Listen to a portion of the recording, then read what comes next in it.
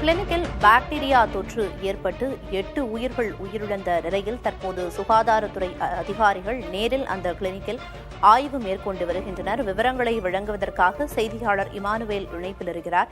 Emmanuel, bacteria தொற்று காரணமாக தான் 8 உயிர்கள் பறிபோகியிருக்கு அப்படிங்கிறது முதற்கட்டமா எவ்வாறு கண்டறியப்பட்டது? அந்த பலியான 8 பேர் யாரு அப்படிங்கிற விவரங்கள் எல்லாம் வெளியாகி இருக்கா? என்ன விவரம்? திருப்பத்தூர் மாவட்டம் வாணியம்பாடி கச்சேரி சாலையில் ஒரு தனியார் பல் மருத்துவமனை ஒன்று செயல்பட்டு வருகிறது. மருத்துவர் ஹரிவர்சன் என்பவர் நடத்தி வருகிறார். இந்த மருத்துவமனை சுற்று வட்டார கிராமத்திலிருந்து பல்வேறு பகுதியில் இருந்து மக்கள் தினந்தோறும் வந்து செல்வார்கள் இந்த மருத்துவமனைக்கு.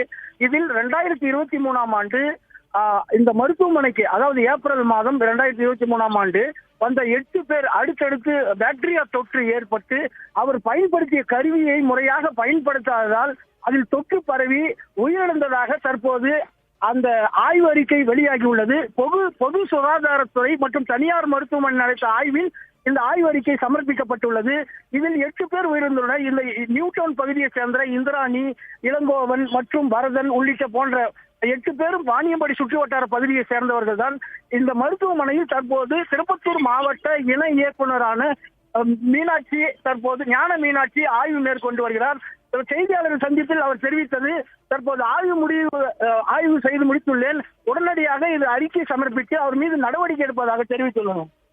சம்பந்தப்பட்ட மருத்துவர், அந்த 8 பேருக்கும் சிகிச்சை கொடுத்த மருத்துவர் மேல நடவடிக்கை எடுக்கப்பட்டிருக்கா இப்ப வரைக்கும்? இது குறிப்பாக சொல்ல வேண்டும் என்று சொன்னால் 2023ஆம் ஆண்டு முதல் இந்திராணி என்பவரின் மகன் ஸ்ரீராம்குமார் என்பவர் இந்த மருத்துவமனை மீது பல்வேறு புகார்கள், அதாவது மாவட்ட ஆட்சியர், பொது சுகாதாரத்துறை உள்ளிட்ட காவல் நிலையம் உள்ளிட்ட பல்வேறு துறையினருக்கு புகார் அளித்தோம். அவர் இந்த பல் மருத்துவமனை முற்றுகையிட்டு போராட்டம் ஈடுபடுவதால் அவரை 2 முறை கைது செய்து 30 நாட்கள் அவர் சிறையில் இருந்தது குறிப்பிடத்தக்கது. அவர் மீது புகார் தெரிந்து அவர் மீது டாக்டர் புகார் அளித்து அவர் சிறை சென்றுள்ளார். ஆய்வு அறிக்கை தற்போது வெளியாகிய நிலையில் நேற்று அவர் காவல் நிலையத்திற்கு சென்று மீண்டும் அந்த மருத்துவர் மீது நடவடிக்கை எடுக்க சொல்லி வற்புறுத்தி வருகிறார்கள். நிச்சயமா, பொதுவா ஒரு பல் மருத்துவமனை அப்படிங்கிறது செயல்படுறதுக்கு என்னென்ன விதிமுறைகள் எல்லாம் பின்பற்றப்பட வேண்டும்? இன்னைக்கு சுகாதாரத்துறை அதிகாரிகள் இது தொடர்பா, அந்த உயிரிழப்புகள் தொடர்பா மருத்துவமனையில ஆய்வையும் மேற்கொண்டிருக்காங்க. அந்த விதிமுறைகள் அனைத்தும் இந்த மருத்துவமனையில பின்பற்றப்பட்டதா அந்த ஆய்வுகள் சொல்லுதா? அதிகாரிகள் அது குறித்து சொன்னாங்களா இமானுவேல்? கடந்த 2023ஆம் ஆண்டு அப்போது இருந்த இணை இயக்குனர் மாரிமுத்து என்பவர் 2-3 நாட்கள் இதே பகுதியில் இருந்து ஆய்வு மேற்கொண்டுள்ளார்.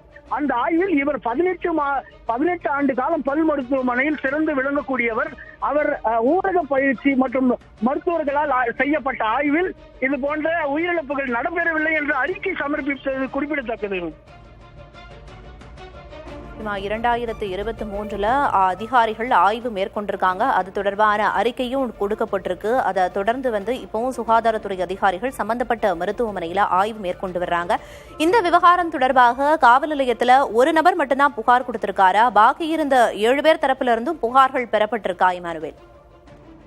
தொடர்ந்து அந்த இந்திராணியின் அவருடைய மகள் ஸ்ரீராம்குமார் மட்டுமே புகார் அளித்துள்ளார். மருத்துவத்துறையிலும் இணை இயக்குநரிடமும் மற்றவர்கள் புகார் கொடுத்துள்ளனர். காவல் நிலையத்தில் ஒரு புகார் மட்டுமே கொடுக்கப்பட்டுள்ளது.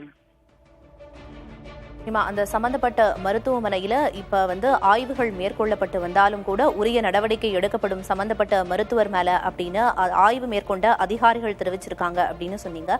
இந்த சம்பவம் நடந்த அந்த 2023 காலகட்டத்துல மொத்தமாக எத்தனை பேருக்கு சிகிச்சைகள் வழங்கப்பட்டுச்சு? மேலும் பலருக்கும் இது போன்ற அறிகுறிகள், உடல் உபாதைகள் ஏதேனும் தென்பட்டுச்சா? அது குறித்த ஆய்வுகள் ஏதேனும் தகவல்கள் வெளிப்பட்டிருக்கா? 10 பேர் இதற்காக சிகிச்சை, அந்த மாதத்தில் 10 பேர் சிகிச்சை அளித்துள்ளனர். அந்த 10 பேரில் 8 பேர் முதல் கட்ட அவர் சிகிச்சைக்கு சென்றவுடன், உயர் சிகிச்சைக்காக சென்றவுடன் அவர் அனைவருமே பிரெயின் டெத் என சொல்லக்கூடிய மூளை சாவு அடைந்துள்ளனர். இதுதான் இந்த விவகாரத்தில் முக்கியமான விஷயமாக பார்க்கப்பட வேண்டும். 8 பேருமே மூளைச்சாய்வு அடைந்துதான் உயிரிழந்துள்ளனர். இந்த மருத்துவமனை அவர் ஸ்ரீராம்குமார் என்பவர் இந்த மருத்துவமனை அந்த 8 பேர் பெயர் பட்டியலுமே ஒட்டி அதே இடத்தில் பல்வேறு முறை போராட்டம் நடத்தியுள்ளார் என்பது குறிப்பிடத்தக்கது. மருத்துவரோட அலட்சியம் காரணமாக பாக்டீரியா தொற்று ஏற்பட்டு 8 உயிர்கள் அடுத்தடுத்து சிகிச்சை மேற்கொண்ட நாட்களை தொடர்ந்து பறிபோகி இருக்கு அப்படிங்கறத புரிஞ்சுக்க முடியுது. பல்வேறு கட்ட போராட்டங்களையும் நோயாளிகள், இறந்தவர்களோட உறவினர்கள் நடத்தியிருக்காங்கன்னு குறிப்பிட்டீங்க. சம்பந்தப்பட்ட மருத்துவர் மேல என்ன நடவடிக்கை எடுக்கணும் அப்படிங்கறத அவங்க போராட்டம் மூலமா வலியுறுத்தினாங்க இமானுவேல்? சிகிச்சைக்காக அவரிடம் யாருமே செல்லாதீர்கள், என் தாய் இருந்தது போல மற்றவர்கள் யாரும் இருக்கக்கூடாது என்று நேற்றும் அவர் நம் புதிய தலைமுறைக்கு பிரத்யேக பேட்டி அவர் அளித்துள்ளார். அது மட்டும் இல்லாமல் தொடர்ந்து சிகிச்சைக்கு வரக்கூடியவர்களை யாரும் அவர்களிடம் போகாதீர்கள், உயிரிழப்பு ஏற்படும் என்று அவர் விழிப்புணர்வை இந்த பகுதியில் ஏற்படுத்தி வருகிறார். அந்த மருத்துவமனைக்கு மேலும் நோயாளிகள் யாரும் செல்ல வேண்டாம், அது ஆபத்துகரமானது அப்படிங்கிற பல்வேறு விஷயங்களை வலியுறுத்தி இறந்தவர்களோட உறவினர்கள் போராட்டத்தில் ஈடுபட்டிருக்காங்க அப்படின்னு குறிப்பிட்டீங்க. ஏற்கனவே இந்த 8 உயிரிழப்புகள் தாண்டி பாக்கி இருக்கிற அந்த மருத்துவமனையில சிகிச்சை பெற்ற நோயாளிகளை சந்திக்க முடிஞ்சதா? அவங்க தரப்புல இருந்து என்ன சொன்னாங்க? மேலும் இதுக்காக பாதிக்கப்பட்டவர்கள் பல்வேறு கட்டத்துல மருத்துவமனை சிகிச்சை பெற்று வீடு திரும்பி இருக்காங்க. அவர்களுடைய முகவரிகளை மருத்துவ நிர்வாகம் அதை அளிக்க மறுக்கிறாங்க. இந்த நிலையில அவர்களுடைய முகவரிகளை காவல்துறையினர் இப்ப தன்னிச்சையாக இப்ப விசாரணை மேற்கொண்டால், செய்தி வெளியான உடனே இப்ப காவல்துறையினர் விசாரணை மேற்கொண்டு வருகிறார்கள். பல்வேறு விஷயங்களை இந்த விவகாரம் தொடர்பாக இணைப்பில் தகவல்களை வழங்கியதற்கு நன்றி இமானுவேல்.